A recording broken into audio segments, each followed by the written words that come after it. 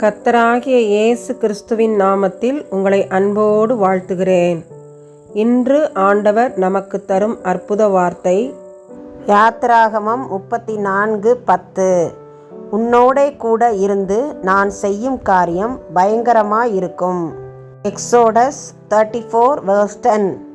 For it is an awesome thing that I will do with you. அன்பான சகோதர சகோதரிகளே, இஸ்ரவேல் ஜனங்கள் எகிப்தில் அடிமைகளாக வாழ்ந்தார்கள். இஸ்ரவேல் ஜனங்களை மீட்க கர்த்தர் தம்முடைய பிள்ளைகளான மோசேயை ஆரோனை அனுப்பி பார்வோனிடம் பேசச் செய்தார். ஆனால் பார்வோனின் இருதயம் கடினப்பட்டது. 10 வாதைகளை கர்த்தர் எகிப்தின் ஜனங்கள் மத்தியில் நடப்பித்தார்.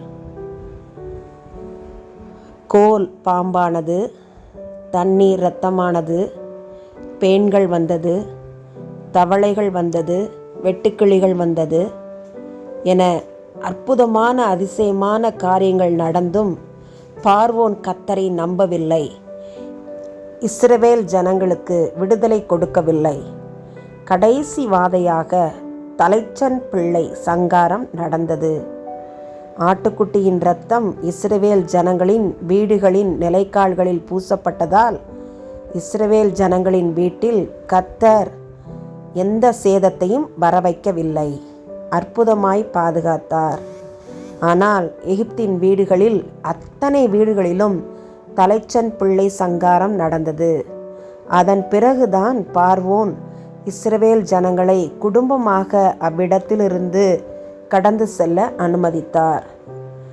மட்டுமல்ல, வனாந்தரத்தில் வழிநடந்து வந்தபோது மன்னாவை கொடுத்தார். செங்கடல் 2 பிளந்தது. காடைகளை அனுப்பி திருப்தியாக போஷித்தார். இவ்வளவு பயங்கரமான காரியங்களை கர்த்தர் தம்முடைய பிள்ளைகள் வாழ்வில் செய்தார்.